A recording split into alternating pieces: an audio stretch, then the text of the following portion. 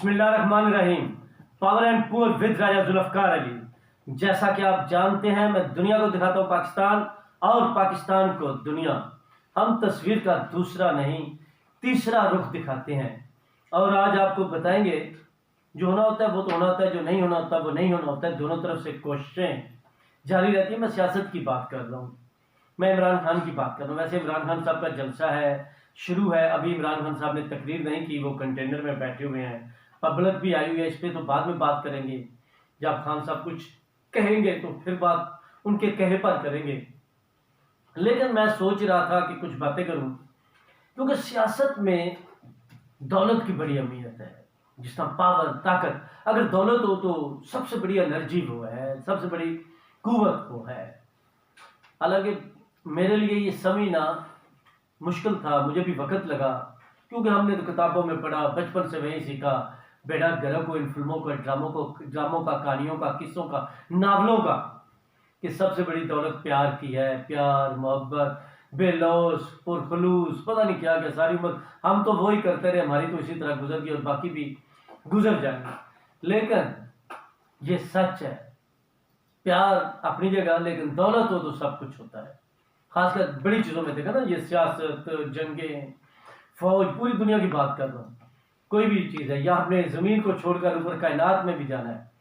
जिस तरह ये 10 अरब डॉलर लगा, वो जेम्स वेब जो है वो खलाई दूरबीन जो बनाएगी वो भेजी गई, तो हर चीज़ के लिए जारी बात है दौलत।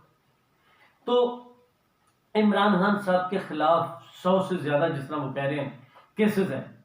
पहले कह रहे थे जी 96 हैं, 6 और चाहिए सेंचुरी होने के लिए, क्योंकि वो हर चीज़ में क्रिकेट बुलाते हैं। तो फिर कल परसों कह रहे थे, जब मैंने पता कराया तो 143 है रोज़ हो गया। अच्छा, मैं जो आपसे बात की और मैंने कहा, फिर याद कराया कि तस्वीर का तीसरा रुख दिखलाते हैं। फिर मैंने दौलत की बात की, रकम की, मनी जिसको कहते हैं। तो जनाब, हर रोज जब इतने केस होंगे तो 50-60 लाख खर्च होता है। कभी कहीं जमानत लेनी है, कोई वकील कहीं जा रहा है, कोई कहीं जा रहा है, ये वो, तो वो खर्चा हो रहा है। मतलब अगर इस चीज़ को गौर से देखें ना, कि इमरान खान ने, आपने सियासत करनी है तो आपको दौलत चाहिए। पाकिस्तान 117 नंबर पर था, एक करप्शन में 140 नंबर पर ऐसे नहीं गया इमरान खान के दौर में। और कहने वाले कहते हैं 44.6 बिलियन डॉलर की पता नहीं क्या, वो कितनी रकम ले गए। तो ये गिरफ्तार नहीं हो रहे इमरान खान, इलेक्शन नहीं हो रहे, कई चीज़ें आ रही हैं, इसमें डिले हो रहा है, लेकिन इमरान खान का खर्चा हो रहा है। इमरान खान के पास जो रकम है, जो करप्शन है, वो उनके अपने नाम नहीं, इमरान खान के अकाउंट है। मसलन फर्ज कीजिए अमीन गंडापुर से इतने पैसे कमाए होंगे, मैं बात कर रहा हूँ, तो वो उनका अकाउंट है, वो उनका बैंक है। फराह घुगी उनका इंटरनेशनल बैंक है।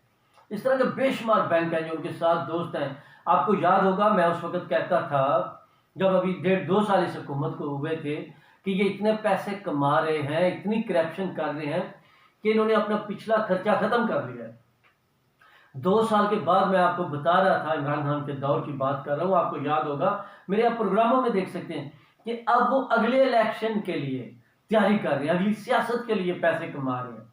और कमाए, ये लोग अमीर होते गए, इनकी तिजोरियां भरती गई, सियासत के लिए खजाने फुल हो गए और मुल्क का खजाना खाली होता गया। ये तो होता रहा। तो अब ये जो पीडीएम है या कोई और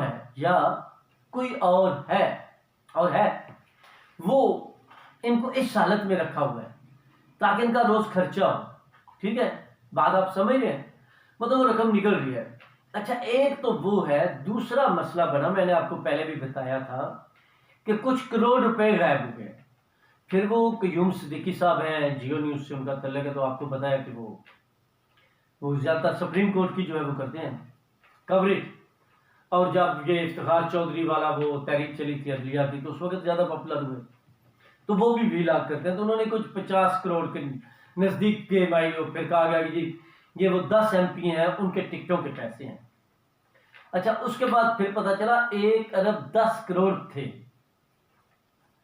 और वो पैसे गुम हैं, वो पैसे नहीं मिल रहे हैं। और खान साहब FIR भी नहीं करा रहे, पर्चा नहीं कटवा रहे, ना मीडिया को बता रहे हैं। और उस वजह से बड़े गुस्से में एक दूसरे से इत्मीनान उठ जाता है। आखिर वो घर में से किसी ने लिए, जमान पार्क से गुम हुए, और मैं तो इस बारे में नहीं, लेकिन आपने जो आप किताबें पढ़े या कुछ इंटरव्यू सुने रियाम खान के भी, तो वो उस वक्त कहती थी कि वहाँ पे थैलों में भरे भरे हुए पैसे आते थे, और वो ज़्यादातर वहाँ का वो बनी गलत वैसे बात कर रही थी कि वो जो बाथरूम के सामने कमरा था ना, उस कमरे में दौलत इतनी होती थी, कहाँ से आती थी, कहाँ जाती थी। तो ये मसाइल क्या, ये किस्से तो रहे हैं, ये बातें तो मार्केट में चलती रही हैं।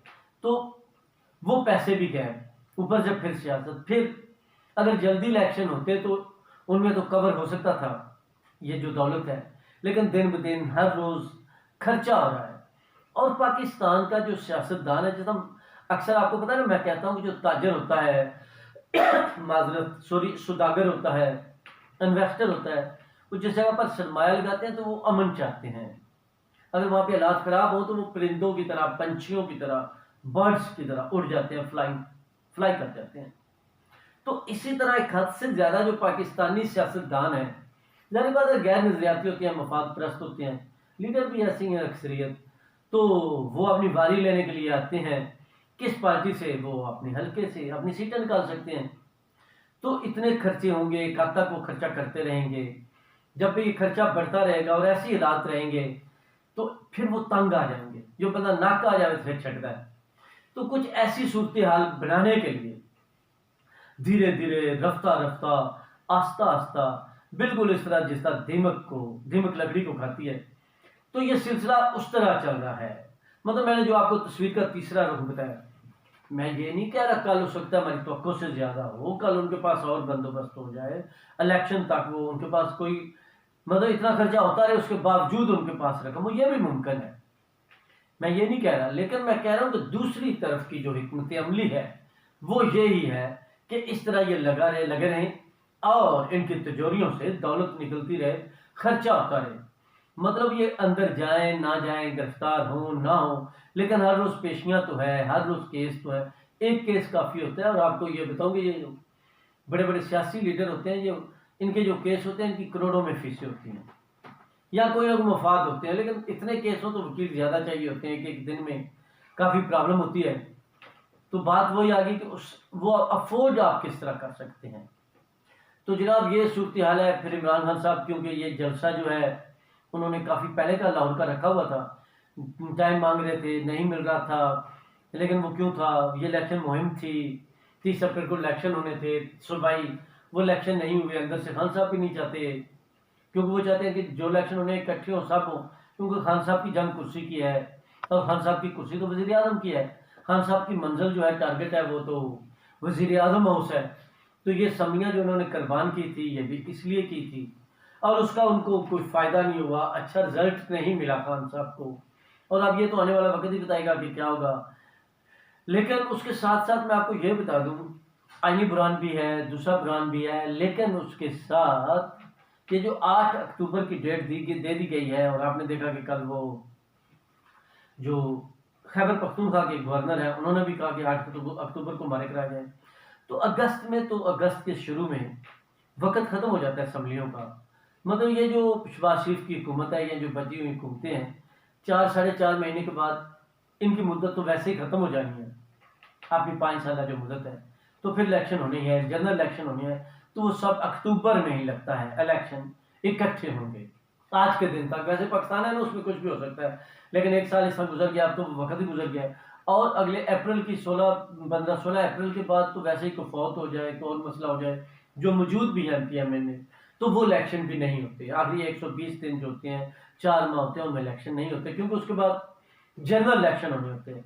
लेकिन उसके साथ ही अच्छा ये बताया कि आज पूरा दिन लाहौर से और आगे पीछे से खबरें आती रहीं, पीटीआई ये मतलब गिला कर रही है, शिकायत कर रही है, या कि हमारे वहाँ से 1600 से ज़्यादा कारकुन जो हैं और लोग हैं वो गिरफ्तार किए गए हैं, फिर कंटेनर रखे गए हैं, रास्ता नहीं है, लेकिन पैदल लोग जा सकते हैं।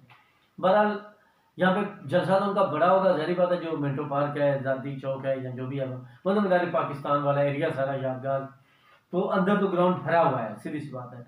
लेकिन पीटीआई का पिछले कुछ दिनों से जो मुकाबला हो रहा है, वो पिछला जो उनका जलसा था उससे बड़ा है या नहीं है, तो मुझे लगता है इस पे ही ज़्यादा बहस होती नजर आएगी। या आज के जलसे के बाद वो क्या अचीव करते हैं। फिर बार बार आ रहा था कि सिक्योरिटी थ्रेट है, फिर उन्होंने कहा जी कुछ दहशतगर्द जो है वो भी दाखिल हो चुके हैं। अमर मीर जो मिनिस्टर है सूबाई निगरान हुकूमत कह रहे थे, फिर राना सनाउल्लाह की भी बात कर रहे थे कि उन्होंने कहा जी दहशतगर्द को जलसे की इजाज़त नहीं देनी चाहिए।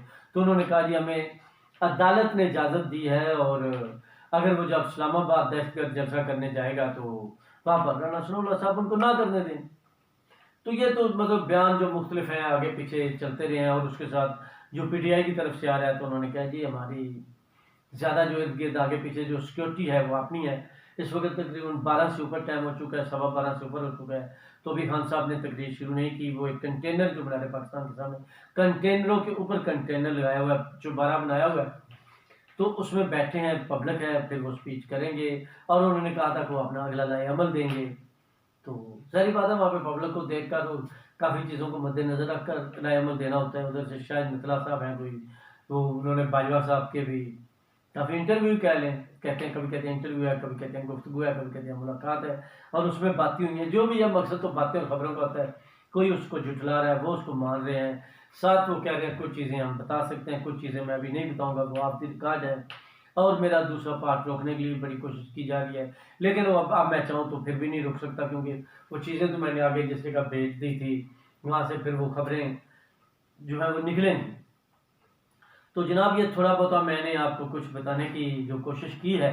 इसके बाद बाकी जो दूसरा प्रोग्राम होगा वो जब इमरान खान साहब का अब स्पीच हो जाती है तो उसके बाद करेंगे। आप तक इतनी काफ़ी power and poor with rise अल्लाह हाफिज़।